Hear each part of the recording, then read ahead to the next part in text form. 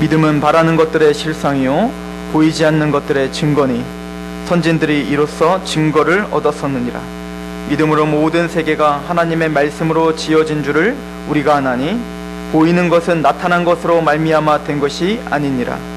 믿음으로 아벨은 가인보다 더 나은 제사를 하나님께 드림으로 의로운 자라 하시는 증거를 얻었으니 하나님이 그 예물에 대하여 증언하심이라.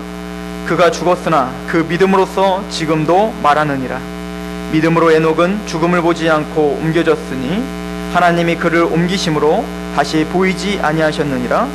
그는 옮겨지기 전에 하나님을 기쁘시게 하는 자라 하는 증거를 받았느니라.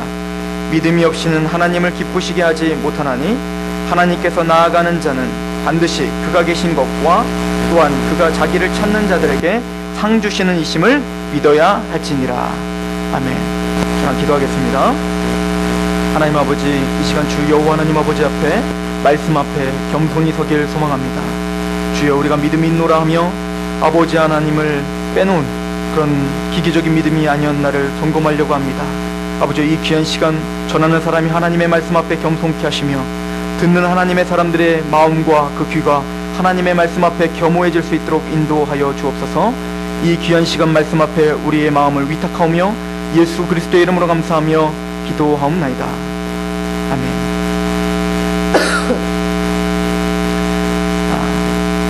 우리가 교회 안에 오면 수도 없이 들어야 되는 용어들이 몇 가지가 있습니다. 그 중에 하나가 바로 믿음입니다. 오늘의 제목은 인격적 반응 믿음이라고 제목을 한번 정해봤습니다. 우리가 지금 하나님을 믿고 있고 하나님을 섬기고 있고 말씀을 믿고 믿음으로 찬양을 하고 믿음으로 기도를 하고 있는데 우리의 믿음이 하나님이 진짜 원하시는 믿음인가를 말씀을 통하여 점검해보자 하는 것입니다. 우리가 믿음장 하면 히브리서 11장 그리고 로마서 10장을 우리가 볼 수가 있어요. 그래서 우리가 보는 것처럼 로마서 10장에 보면 17절에 믿음을 아주 정확하게 정리를 해놨죠. 믿음은 들음에서 나며 들음은 그리스도의 말씀으로 말미암느니라. 하나님의 거룩하신 성경의 말씀을 들어야지, 하나님의 진리의 말씀을 들어야지 우리는 믿음이 생긴다는 겁니다. 그리고 또 하나의 믿음장은 바로 히브리서 11장입니다. 그리고는 이 11장은 어떤 정의를 내리기보다는 정의를 내리고 그 이후에 정말 그 믿음을 갖고 하나님과 함께 어떻게 하나님과 믿음으로 동행하며 살았는지 그 믿음의 모범들을 보여주고 있는 장이 바로 11장이지요. 저는 오늘 믿음이라는 것을 이렇게 정리하고 싶습니다. 믿음이라는 것은 어떤 기계적인 것이 아닙니다. 어떤 주술과 같은 것이 아니에요. 제가 어렸을 때 믿음을 언제 많이 활용을 했냐면, 제가 뭔가 갖고 싶을 때, 오늘날 우리 청소년들로 말하면 나는 스마트폰이 갖고 싶고 아이패드가 갖고 싶은데 하나님, 이 아이패드를 좀 나에게 주십시오. 하나님, 내가 믿습니다. 주님은 나에게 모든 것을 주신다고 하셨고 두드리라 하셨고 그리고 끊임없이 구하라 하셨습니다. 그럼 열릴 것이라 하셨고 그럼 나에게 주신다고 하셨으니 내가 믿음을 갖고 하나님께 간구하오니 아이패드여 오시옵소서, 이렇게 기도를 했단 말입니다. 그리고는 주어지면 역시 내 믿음의 기도는 능력이 있어, 이런 식으로 우리는 믿음을 활용했어요. 그렇다고 이 믿음이 잘못된 겁니까? 아니에요. 하나님 우리에게 구하라고 했고 두드리라고 했어요. 믿음으로 하나님께 간구하십시오. 그러나 오늘 제가 여러분들과 점검하고자 하는 것은 그 믿음의 본질을 보자는 겁니다. 정말 믿음이, 하나님이 진짜 원하시는 믿음이 무엇인지를 보자는 것입니다. 즉 제가 지금 말한 믿음은 굉장히 유치해 보이지만 오늘날 저와 여러분들이 오늘도 실수를 하며 있었던 그게 믿음이 전부인 것 마냥 우리는 알고 있기에 믿음을 꼭 쟁취로 우리는 생각을 해요. 믿으면 성취하고 믿으면 쟁취하고. 제가 아직도 아찔한 설교를 하나 들었던 기억이 나는데, 제가 군대에 있을 때 군대에는 6.25 구국수련회라는 걸 합니다. 그건 뭐냐면 전군 육해공군에 있는 모든 군종병들이 싹 모여서 6.25를 기념해서 좋은 강사들을 모셔다가 설교를 듣고 집회를 하는 것입니다. 근데 거기에 어떤 목사님이 오셨어요. 제 이름은 까먹었습니다. 그 목사님께서 복에 대한 설교를 하시면서 믿음으로 복을 쟁취하라, 이것이 어떻게 보면 맥이었습니다. 그리고는 말을 합니다. 자, 지금부터 따라하라는 거야. 여러분들 한번 따라 해보시겠습니까? 손을 쫙 앞으로 피라는 겁니다. 쫙 피고, 진짜 따라 하시네요. 자, 피고 이렇게 하라는 거야. 믿습니다. 그러면 그 복이 내 거라는 거야. 그래서 그 거의 한 근 1만 명 정도가 되는 그 모든 그 군인들이 다 막 믿습니다. 될 줄로 믿습니다. 그런 믿음이 있으시길 소망합니다. 그러나 그것이 전부는 아니란 얘기예요. 성경에서 진짜 우리에게 요구하시는 믿음은 쟁취와 성취, 이것이 믿음은 아니란 얘기입니다. 만약 쟁취와 성취, 그리고 뭔가 내가 열매를 맺고 뭔가 내가 능력을 행하는 것, 이것이 믿음이었다면, 믿음이 좋으면 무조건 능력을 갖고 믿음이 좋으면 무조건 내가 원하는 걸 다 가질 수 있는 것이 만약 믿음이었다면 마태복음 7장의 말이 있을 수가 없겠죠. 마태복음 7장을 보시면 내가 주여 주여 하는 자마다 다 나에게로 오는 것이 아니라고 주님께서는 경고하십니다. 그리고는 많은 선지자 노릇을 하고 또 많은 능력과 권능을 행했던 많은 사람들이 와서 주님, 내가 주님의 이름으로 내가 선지자 노릇을 했지 않습니까? 내가 주님의 이름으로 믿음으로, 그 얘기는 믿음으로요. 주님의 이름을 의지함으로 내가 엄청난 능력도 행했고, 내가 엄청난 기도의 응답도 받았고, 내가 엄청난 말씀도 전파하지 않았습니까? 근데 왜 내가 천국을 가지 못한다는 말입니까? 그때 주님께서 뭐라고 하십니까? 불법을 행한 자들아, 내게서 떠나라. 주십시오. 하나님, 나에게 주셔야 됩니다. 꼭 알라딘의 램프를 비비는 것처럼 비비면 뻥 하고 진이가 딱 나와서 믿었습니까? 내가 무엇을 도와드릴까요? 이런 식의 기계적으로 우리는 믿음을 생각하는 데 있어서 우리의 신앙에 병이 생기기 시작한다는 얘기입니다. 오늘 본문을 보십시오. 오늘 본문에 쭉 믿음의 선지들에 대해서 이야기하지만 그 중에 대표적인 두 명만 오늘 보려고 하는 겁니다. 첫 번째 사람은 아벨 아닙니까? 믿음의 사람입니다. 믿음으로 무엇을 드렸습니까? 합당한 예배를 드렸습니다. 하나님께서는 아벨과 그 제물을 받으셨다고 창세기에 말합니다. 즉 아벨의 믿음에 합당한 사람이었다는 거야. 그 믿음에 합당한 사람이 하나님 앞에 예배를 드리니 하나님은 감격하실 수밖에 없죠.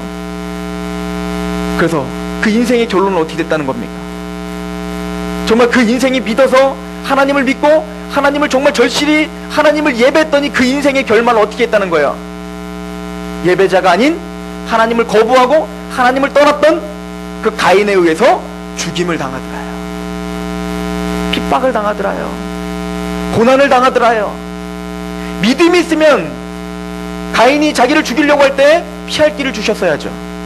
믿음이 있었다면 그가 돌로 쳐 죽이려고 할 때 하나님께서 그 믿음을 활용하셔서 그 팔을 잡으셨어야죠.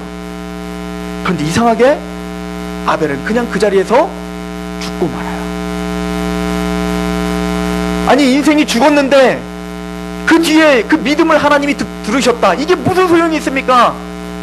우리가 만약에 믿음을 쟁취하고만 생각한다면 우리의 신앙에 풀리지 않는 여러 가지 고난과 환난을 해결할 수도 없고 설명할 수도 없습니다.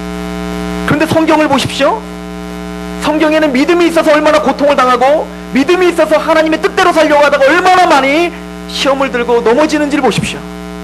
근데 그것을 믿음이라고 이야기하고 있지 않습니까?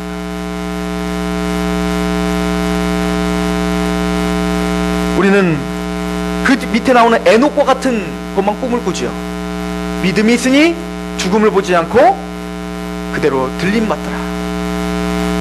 그런데 많은 사람들은 이런 놀라운 경험을 많이 경험하지 못해요. 믿음이 씨 그렇게 힘있게 하나님 앞에 예배를 드리는 예배자적인 삶을 살지만 내가 먹든지 마시든지 무엇을 하든지 하나님의 영광을 위해서 한다고 그렇게 몸부림을 치지만 우리의 삶은 여전히 각박해요. 도대체 믿음이 무엇입니까? 여러분들이 믿음 가운데 승리하고 계십니까? 저는 오늘 우리의 믿음을 하나님의 말씀으로 한번 점검해보자 합니다.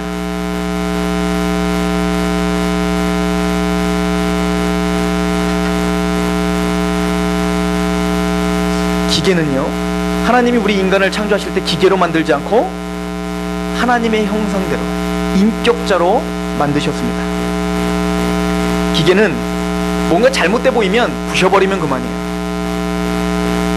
우리나라의 장인들, 도자기를 만드는 장인들은 그 풀무불 앞에 망치를 하나 놓고 도자기를 딱 나온 걸 다 벗어 나온 거 우리가 볼 때는 참 괜찮아 보이는데 색깔이 마음에 안 들면 어떻게 합니까? 가차없이 부셔버리죠. 백화점에 가면 굉장히 비싼 가격으로 팔고 있는, 저도 잘 모르는 겁니다, 에르메스 흰백이라는 게 있대요. 아시는 분 있으세요?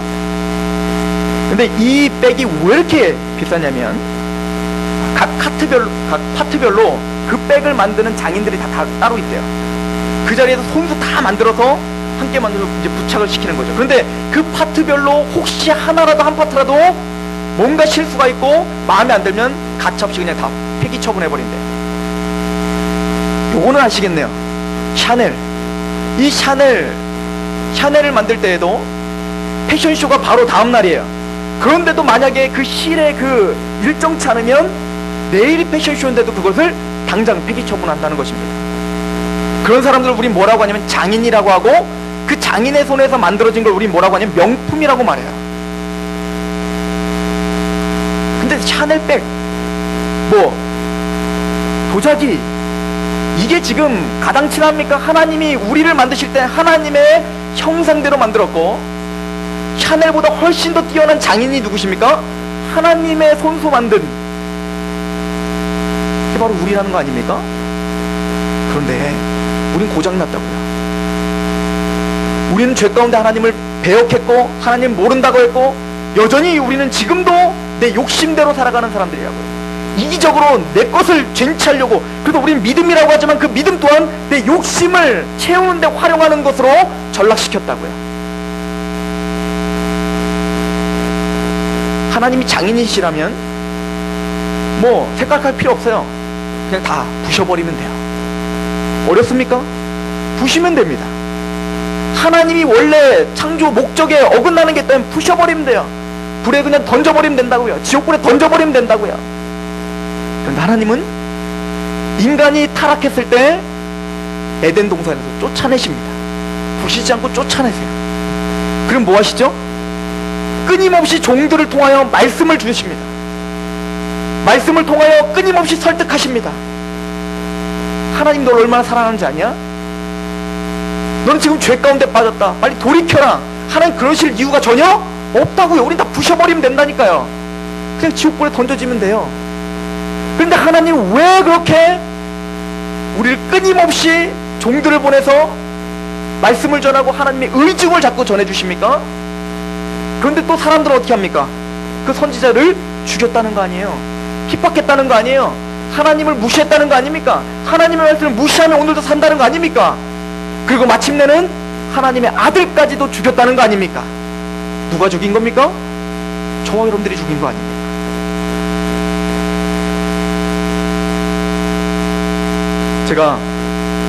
저는 못 봤어요.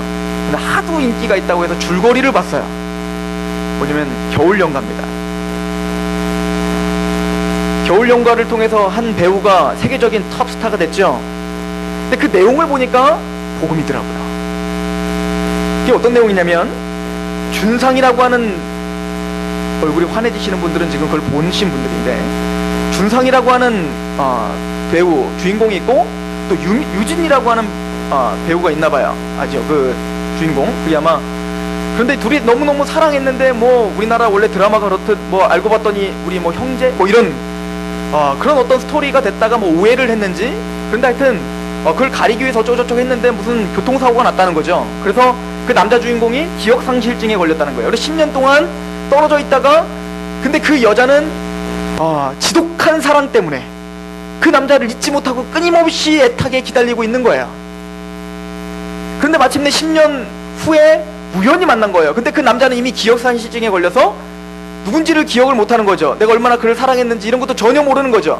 그리고 그 줄거리를 보니까 체면을 걸어가지고 기억을 다른 걸 심어줬다 이렇게 나왔던데, 근데 하여튼 그 결론은 뭡니까? 언제 우리를 애틋하게 만듭니까? 그 여인은 이게 사랑하는 사람인 걸 이제 알게 되는 겁니다. 그리고 어떻게 되는 겁니까? 점점 같이 예전에 그 사랑했던 그 기억들을 찾아가는 거 아닙니까? 그래서 마침내는 기억을 다 찾습니까? 어떻습니까? 하여튼 찾아서 이렇게 됐다더라, 그 얘기인데, 우리는 죄로 말미암아 사탄으로 말미암아 타락한 이후에 하나님에 대한 사랑을 잃어버린 사람들이 된 거예요.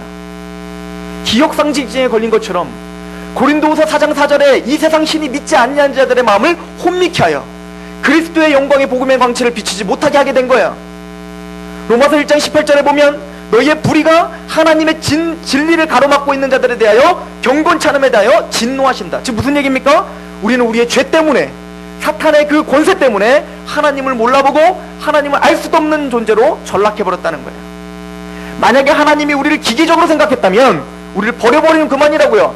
까짓것 다시 창조하면 되잖아요. 그런데 하나님이 우리를 버리지 못하는 이유는 뭡니까? 지독히 사랑하기 때문에 그래요. 사랑이라고 하는 것은 인격 대 인격대가 하는 것이지 기계를 두고 사랑할 수 없는 겁니다. 아무리 이쁜 인형이 우리에게 사랑합니다, 목사님 사랑합니다, 사랑합니다 이렇게 고백한다고 해서 저는 눈물을 흘리지 않아요. 꿋꿋이 버팁니다. 왜? 남들 눈이 있으니까. 아니 인형이 지금 날 사랑한다고 하는데 내가 거기서 울면 어떻게 되겠습니까? 왜요? 그건 인격이 아니기 때문에 그래요.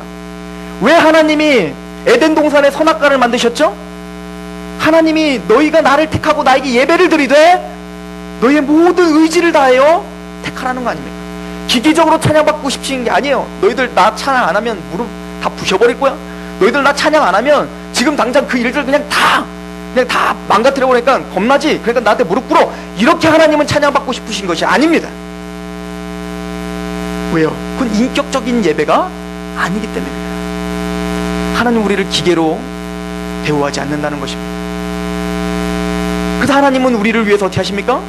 자기 아들을 내어주시기까지 하시며 우리를 설득하신다는 거예요. 하나님이 자기 아들을 목숨을 내어주면서까지도 그 하나님의 사랑을 알 수 있도록, 다시 좀 기억을 다시 회복할 수 있도록, 그래서 하나님께 영광의 자리로 그것이 얼마나 기쁜지를 다시금 만끽할 수 있도록, 그 극치의 기쁨을 누리도록 하나님은 끊임없이 말씀을 통하여 우리에게 설득하고 계시는 것이 바로 믿음이라는 거예요. 그래서 오늘 우리가 그 하나님의 그 사랑을 깨달아서 내가 뭔가 쟁취하고 내가 원하는 것을 얻지 못했지만 알 수 없는 그 감사와 감격이 내 안에 있는 거예요.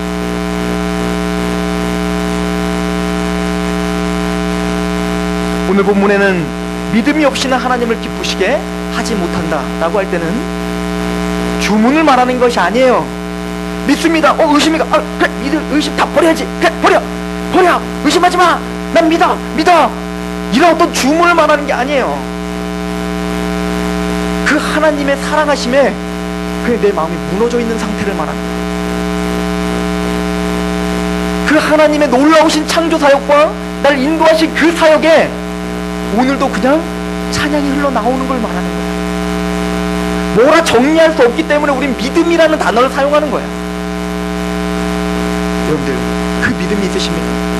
왜 주여주여 하는 자, 내가 선지자 노릇을 했고 내가 많은 능력을 행했는데 왜 하나님 앞에 징계를 받고 왜 하나님 앞에 구원함을 받지 못했을까요? 그들은 믿음이 있노라 하고는 그 중심에 하나님은 없는 거예요. 네, 맞아요. 믿음은 있어요. 신념은 있어요. 뭔가 확고한 의지는 있어요. 그런데 그 중심에 하나님이 없어요. 맞아요. 지식적으로는 예수 그리스도 십자가에 죽으셨대, 부활하셨대, 하나님 믿음 복 받은데 예수님의 말씀을 들으면 내 마음 평안해진대. 그런데 내 마음 중심에는 예수님이 없는 거야. 우린 그것을 믿음이라고 말하지 않습니다. 왜 하나님께서 우리에게 믿음을 주실 때 믿음은 들음의 사람의 들음은 그리스도의 말씀으로 말미암는다고 이야기하셨습니다. 말씀이라는 것 자체가 인격이기 때문에 이야기하는 거예요. 가끔 강아지들한테 이렇게 설명하시는 분들이 있어요. 강아지야, 내가 널 얼마나 사랑하는 줄 알지? 그리고 이것은 뭐고 이건 뭐고, 그리고는 또 대화가 통한대요. 뭐 대화가 통하고, 제가 보기엔 대화 통하는 게 아니고 그냥 그 행동을 자기가 스스로 껴 맞춘 거예요. 이게 이렇게 얘가 생각하나 보다. 그러나 인격은 달라요. 얼마 전에도 우리 진욱지사님이 시아가 뭔가 잘못하면 계속 말하는 거야. 잘못했다고 이야기해. 말해. 잘못했다고 빨리 말해. 네가 뭐 잘못했어? 그거 때리면 안 돼. 이모 때리면 돼, 안 돼? 그렇게 끝까지 막 말을 안 해요. 막 완고하게, 강팍하게, 목이 곧은 백성처럼 말 안 들어요. 왜요? 난 때리는 게 지금 좋거든요. 근데 끊임없이 말해요. 너 잘못해서 안 됐어. 막 화가 치밀어 올라요. 진욱 집사님이 한 성격 하시거든요. 갑자기 막 늘 지식인으로 따라와 막 그러면서 막 또 방으로 데려가요. 가서 또 뭐 했을까요? 거기서 또 얘기하는 거예요. 너 왜 그래? 너 그렇게 할 거야 안 할 거야? 그리고 또 눈물을 흘리면 또 나와서 또 막 끌어안아요. 아까 뭐 아팠지? 왜 그럴까요? 말을 알아듣지 못하는 그 아이에게 왜 끝까지 그렇게 끊임없이 이야기를 할까요? 왜 알아듣지 못하는 우리에게 매주 하나님의 거룩한 말씀이 선포됩니까? 왜 수요 예배를 통해서, 주일 예배를 통해서, 계속 목장 모임을 통해서, 또 성경 공부를 통해서, 왜 아침마다 큐티를 통해서 왜 끊임없이 하나님 말씀이 우리에게 선포됩니까? 그런데 왜 우리는 시아처럼 끊임없이 완고하게 하나님 말씀대로 살지 않고 내 멋대로 삽니까? 근데 너무 놀랍게 우리는 또 이것이 믿음이 있다고 말해요. 왜요? 난 기도해서 100만원 나에게 주어졌거든요. 아니요! 하나님은 지금 여러분들 인격적으로 하나님의 말씀 앞에 순복하고 부복하길 원한다는 거예요. 하나님 그래서 끊임없이 듣지 못하고 목이 고듣고 하나님을 계속 배역하며 살아가는 우리들에게 끊임없이 말씀을 주시고 또 주시고 또 주시는 거예요. 알아요. 100개를 말하면 2개도 우리 실천 못한다는 거 알아요. 그런데 하나님은 또 그렇게 하시는 거예요. 왜요? 우린 기계가 아니기 때문에. 단순히 우리가 원하는 것을 쟁취하고 하나님을 그것 때문에 하나님 100만원 주셔서 감사합니다 이것을 받고 싶은 게 아니에요. 내가 갖고 있는 100만원을 뺏어갔는데도 하나님 앞에 감사한 마음이 그냥 드는 거예요. 모르겠어요. 왜 그런지 몰라요. 설명할 길이 없어요. 그런데 그냥 내가 겸허해져요. 이게 믿음이에요. 이런 믿음이 우리 교회에 있길 소망합니다.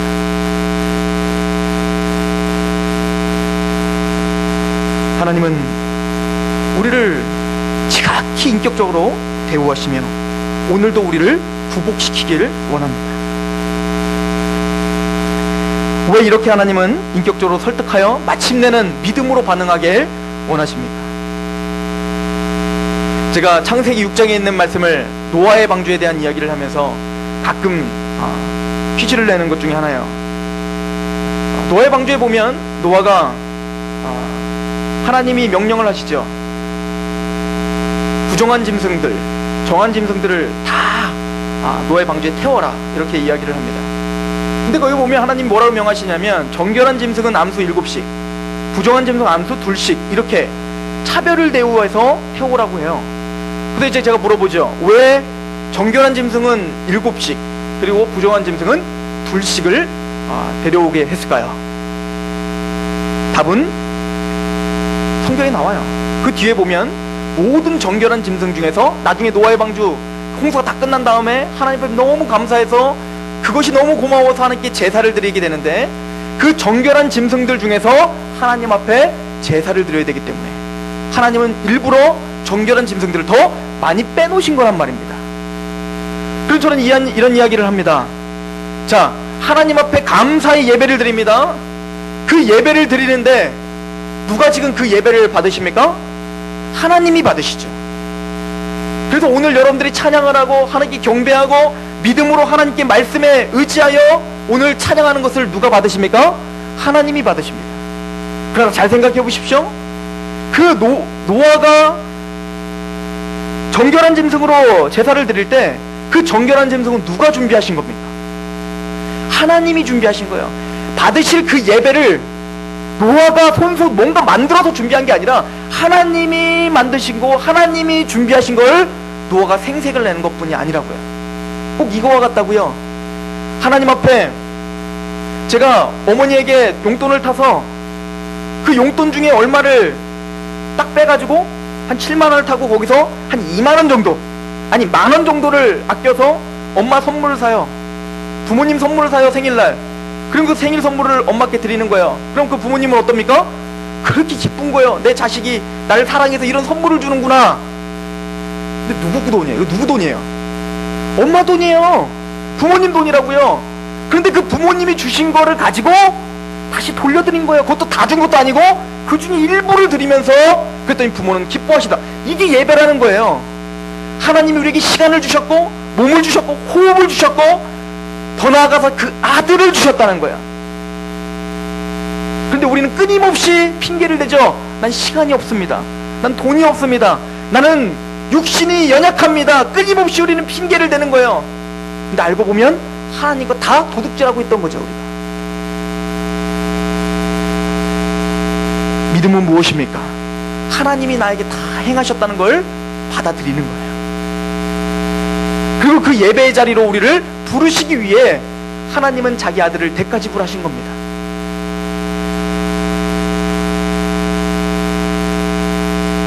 우리가 신학교에서 배울 때 신인 동연농적 표현, 이런 단어가 있어요. 이게 무슨 얘기냐면, 여러분들이 창세기나 이런 데를 보시면, 출애굽기나 이런 데 보시면 모세에게 하나님 말씀하십니다. 모세야, 내가 너로 인하여 이 민족을 구원시킬 것이다. 내가 이 민족을 사랑한다. 이 민족을 가나안 땅을 줬다. 아브라함과 이삭과 야곱에게 난 이미 약속했다. 그런데 또 어느 시점이 되면 그들이 범죄를 저지르면 하나님이 갑자기 막 혈압이 오르셔갖고 내가 이 자리에 다 죽여버리겠다 막 그러시는 거예요. 좀 이해가 가지 않으십니까? 그랬더니 모세는 원래는 가기 싫었었거든요. 나 가기 싫은데요? 그런데 하나님이 굳이 가기 싫다는 모세를 설득해서 마침내는 가게 해놓고는 또 하나님 마음에 안 드니까 어때요? 모세야, 얘를 다 죽여버리자. 그 모세가 또 반대로 모세가 또 누구를 설득해요? 하나님을 설득하죠. 그러시면 하나님, 그 많은 이방 백성들이 하나님을 모독할 겁니다. 하나님이 약속했는데 하나님이 죽였다고. 하나님의 이름이 땅에 떨어질 겁니다. 그랬더니 하나님이 어떻게 합니까? 그래? 그럼 네 맘대로 그러면 다시 살려주자. 모세가 좀 더 나은 것 같아요, 하나님보다. 그런데 성경은 이걸 뭐라고 표현하냐면 신인 동연농적 표현이라는 거예요. 즉 이스라엘 백성과 모세를 다루시는 하나님의 방법인 거예요. 하나님의 원리는 원래 이스라엘 백성들을 가나안 땅까지 정착시키고 다윗 왕조, 솔로몬 왕조, 그 이후에 이제는 예수 그리스도를 내어주셔서 전 하나님의 백성들을 구원시킬 그 계획을 이미 세워놓으셨어요. 또 그렇게 반드시 하실 거예요. 그런데 왜 그 중간에는 계속 끊임없이 죽일 것처럼, 그렇게 하나님이 그 약속이 깨진 것처럼 얘기하고 계시죠? 이거 같아요. 저도 어렸을 때 그런 소리를 좀 많이 들었는데, 제가 하도 공부를 안 하고 춤만 추러 다니고 막 그러니까 저희 어머니가 저한테 그러는 거예요. 호적에서 파자고, 내가 너를 자식으로 보지 않겠다고, 이런 소리를 가끔 했던 게 기억이 나요. 그러면은 우리 어머니 마음이 진짜로 저를 호적에서 진짜 파시고 싶으신 거예요? 아니면 그만큼 내가 화가 났으니 정신 좀 차려 라고 저의 수준에 맞게 지금 엄포를 놓으시는 겁니까? 하나님은 지금 이스라엘 백성들에게 그렇게 인도하고 계십니다. 하나님 그럴 이유 뭐 있습니까? 진짜 말씀대로 그 백성들 싹 다 죽여버리고 다시 말 잘 듣는 백성들, 말 잘 듣는 백성들을 골라가지고 모세에게 맡겨주면 얼마나 쉬워요. 그런데 하나님 그렇게 안 하시겠다는 거예요. 한 번 택함 받은 백성을 하나님의 자녀답게 만드시도록 하시겠다는 거예요. 그게 사랑 아닙니까? 그게 은혜 아닙니까? 그 은혜에 감격하고 있는 그 상태, 그것이 믿음이라고요. 그래서 하나님이 빠지지 않고는 믿음을 말할 수가 없어요. 그런데 너무 재밌는 건 하나님의 내 마음에 이런 사랑이 내 마음에 없는데 우린 믿음을 이야기하고 있다고요. 우리 서산상록교회 하나님의 성도 여러분들, 우리의 마음 안에 하나님을 모시길 소망합니다. 그 하나님의 사랑이 말씀을 통하여 폭포수처럼 쏟아지길 소망합니다. 로마서 5장에 성령이 하나님의 그 사랑을 부은 바 하태미니, 성령님은 이 하나님의 사랑, 그 하나님의 사랑을 우리 마음에 부어주신다는 거예요. 성령님을 하나의 힘으로 이용해 먹으려고 하지 마십시오. 내 이기적인 욕구를 채우는 그 도구로 성령님을 이용해 먹지 말자는 얘기입니다. 그 성령님은 이 하나님을 알게 하시는 하나님이에요. 우리 안에 그 사랑에 감격한 믿음이 가득하길 소망합니다. 이 믿음이 없이 행하는 것은 죄라고 말하는 거예요. 이런 믿음을 갖고 행하는 것은 하나님을 기뻐하게 한다고 히브리 11장은 이야기하는 거예요. 모세를 보십시오. 아브라함을 보십시오. 아벨을 보십시오. 그 많은 사람들의 믿음을 통해서 무엇을 하셨나? 노아를 보십시오. 그 핍박이 있었지만, 인생의 고난이 있었지만 그 하나님의 사랑을 알았기에 묵묵히 노아의 방주를 건축하고 있었지 않습니까? 히브리서 11장을 보세요. 믿음이 있어서 얼마나 화려하게 살았는가, 이것을 말하고 있는 사람이 한 사람도 없어요. 아니요, 그 반대로 아브라함은 믿음으로 이 땅에 나그네처럼 살았댔잖아요. 나그네처럼.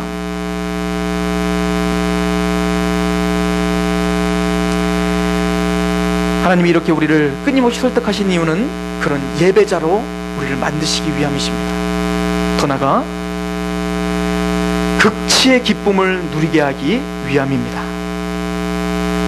히브리서 11장에 보면 모세에 대한 이야기를 할 때 보십시오. 모세는 세상적인 것이 갖고 싶어 죽겠지만 그것을 포기하고 눈물을 머금으며 이를 악물고 세상 것을 포기해버리고 왕자로서 누릴 수 있는 모든 권세와 그 모든 권력을 다 포기해버리고 힘들어 죽겠지만 그리스도의 고난에 참여하기로 작정하고 그렇게 피눈물을 흘리며 주님 앞에 헌신하더라, 이렇게 써있지 않아요. 모세는 뭔가 압도당한 게 있었던 거예요. 하나님이 주시는 그 복이, 그리스도와 함께 고난을 당하는 그 복이 얼마나 자기에게 기쁨을 주며 얼마나 자신에게 큰 복인지를 깨닫게 된 거예요. 하나님이 모세야 너 버려라, 그 왕자로서 버려라, 이러해서 버린 게 아니에요. 그 하나님의 사랑을 느껴보니 그리스도와 고난을 함께 당하는 것이 결론적으로 나에게 얼마나 큰 복인 줄 알게 되니 세상으로 붙들고 있었던 것을 놓을 수 있게 된 거예요.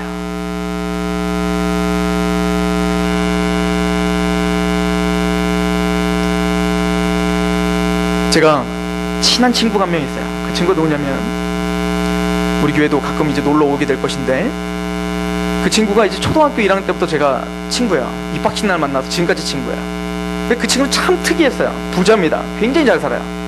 저는 그 집에 가서 놀기를 너무 좋아합니다. 왜냐면 거기는 내가 갖고 있지 못한 모든 장난감들이 산재해 있거든요. 아예 2층 전체가 장난감으로 꽉 찼었으니까. 근데 그 친구가 보니까 그때 한창 로버트 태권브이가 갖고 놀고 있어요. 그런 거는 제가 감히 살 수 없는 거였거든요. 그 당시에 3, 4만 원이었으니까 엄청난 돈 아닙니까?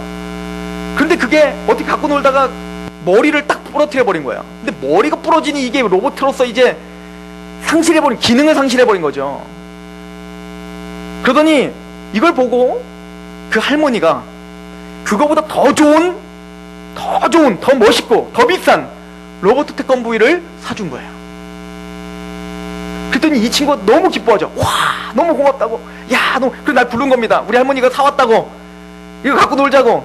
그래서 저도 좋아가지고 그래 나도 갖고 놀자. 그러고 막 갔죠. 그랬더니 갑자기 그 새거, 그 로버트 태권브이 그 새거에서 막 부시더니 머리만 뚝 떼가지고 옛날 그 흥거에다가 딱 다는 거예요. 그러더니 드디어 완성됐다고. 어이없지 않으세요? 아니 그 더 비싼 거를 그래 부셔버리고 그 흥거에다 꽂아놓고 그게 더 좋다고. 그게 우리라는 거야. 그게 우리라는 거야. 우리는 우리에게 익숙해 있는 거, 우리가 갖고 놀면 너무 재밌다고 느꼈던 그 경험들, 이거에 매료가 되어서 하나님이 더 좋은 걸 주시겠다고, 그걸 놓으면 더 좋은 걸 주시겠다고, 이 말씀에 순복하면 너에게 더 큰 기쁨이 있을 거라고 아무리 이야기해도 우리는 그 로버트 태권브이를 그렇게 그냥 짜집기한 것을 좋아하는 그 제 친구처럼 우리는 하나님 앞에 그러고 살고 있더라고요. 이건 믿음이 없음입니다. 하나님의 말씀을 인격적으로 신뢰하는 겁니다. 왜요? 그분은 저를 가장 선한 길로 인도하실 거라는 확신이 있기 때문에 그래요.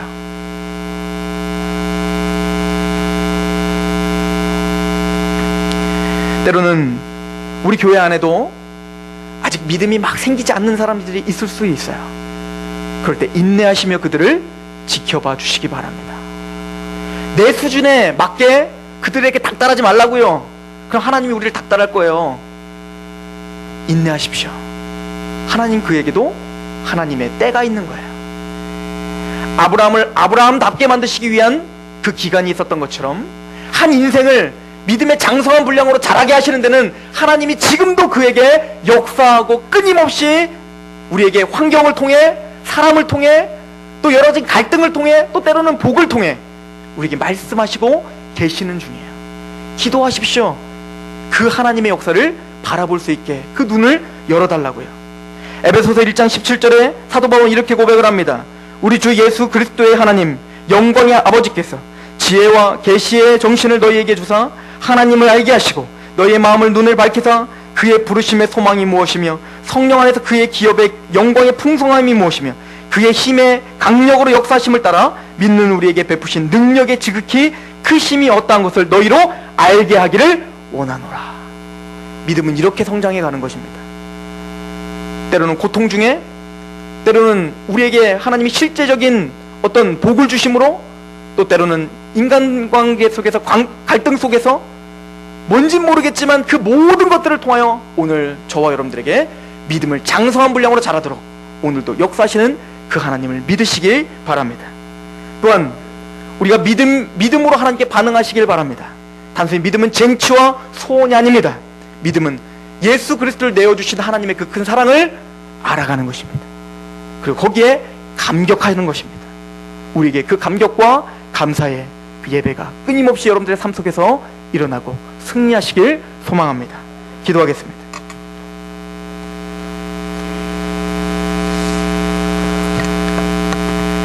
하나님 아버지,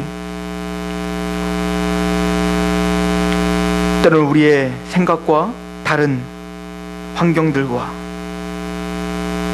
또 나의 마음에 맞지 않는 사람들과 또 내가 원하는 것이 내 손에 있지 않으므로 하나님 앞에 나타난 그 원망들이 우리에게 솟구칩니다. 믿음으로 승리하게 하여 주시옵소서. 치고받고 싸우고 끊임없이 우리 안에 갈등이 있지만 그 안에서 하나님의 사랑을 볼 수 있는 믿음이 있게 하여 주시옵소서. 내 손에 뭔가 쟁취된 건 없지만 그 너머에 하나님이 주시는 그 하나님의 사랑과 기쁨이 우리의 생각과 마음을 주장하게 하여 주시옵소서. 하나님께서 우리를 포기하시지 않고 목이 고든 백성처럼 끊임없이 나의 것을 갈망하며 살아갈 때 더 큰 기쁨, 더 영광스러운 기쁨을 우리에게 주시기 위해 우리에게 끊임없이 말씀으로 설득하시는 그 하나님의 사랑을 보게 하여 주시옵소서. 하나님이여, 우리의 인생들을 주 하나님께 위탁하오니 이 교회와 우리 성도들을 불쌍히 여겨주시고 주님의 은혜로 믿음을 더 견고하게 붙잡아 주옵소서. 예수 그리스도의 이름으로 감사하며 기도하옵나이다.